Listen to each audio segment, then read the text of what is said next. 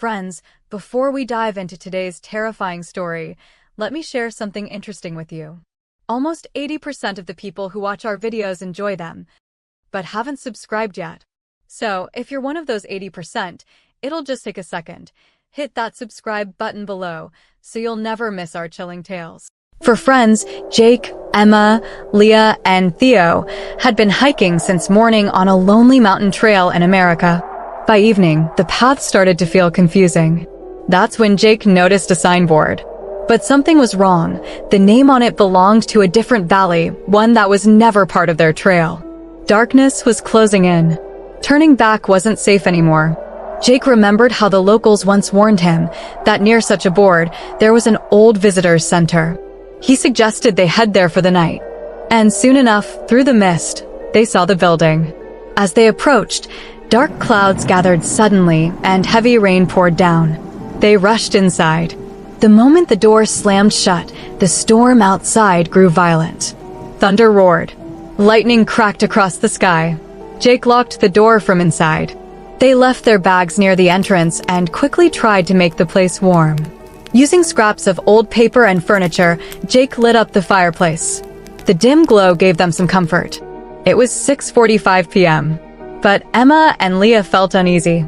The visitors' center had an unnatural stillness. Jake, laughing, tried to lighten the mood. He told them how a local man once said this building was haunted. Whoever comes here never leaves, the man had warned. And he spoke of Melanie, a girl who vanished here months ago. Jake mocked the superstition. But before he could finish, the windows and doors burst open on their own. The storm howled inside. Every single bulb in the building exploded. The fire in the fireplace died instantly. Snow began falling outside, fast and heavy. The temperature dropped sharply. They somehow forced the doors shut again, relit the fireplace, and placed candles all around for light. But then, Theo realized something horrifying. Emma was missing. Panic spread. They searched every corridor, inside, outside, but no trace of her. Then Theo, standing in the main hall, heard footsteps running outside.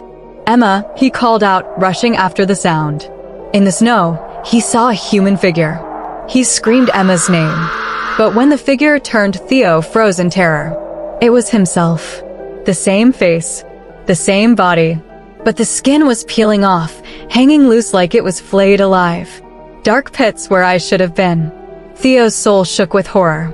Meanwhile, Jake was searching inside. In the faint firelight, he glanced at his hands and screamed.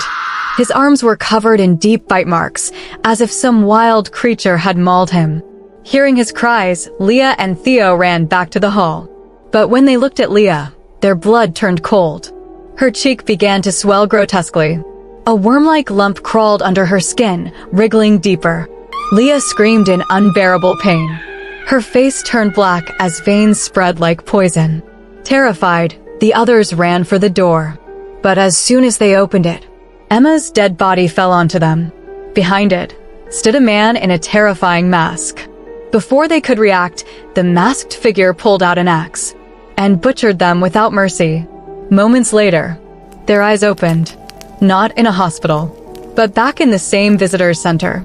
Emma was alive again, sitting with them by the fireplace. Time? 6:45 p.m.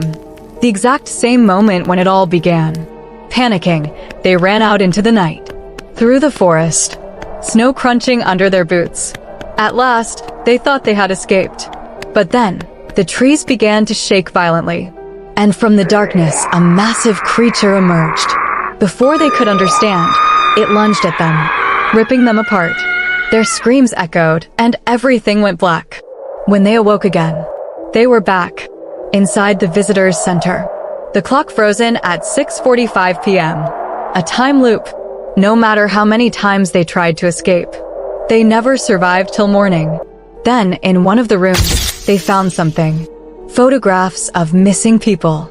And among them, their own photos. Each photo had a date written below. 8 days later. The wall read, "If you want to live, you must survive until dawn." But before they could make sense of it, a blow struck their heads. When they regained consciousness, they were back in the main hall. The clock? Still 6:45. Every time they died, every time they tried, they woke up only to face a new kind of death. For 8 days, they struggled. For 8 days, the valley claimed them again and again. Until finally, the world outside only read one headline: 4 hikers, Jake, Theo, Emma, and Leah, are missing. But the story didn't end there. Because now, Clover, searching for her missing sister Melanie, has entered the same cursed valley. Will Clover and her friends survive until dawn? Or will they too vanish into the legend of the missing? Until Dawn, Game of Death based on a unique survival horror concept. Are you ready to face the night?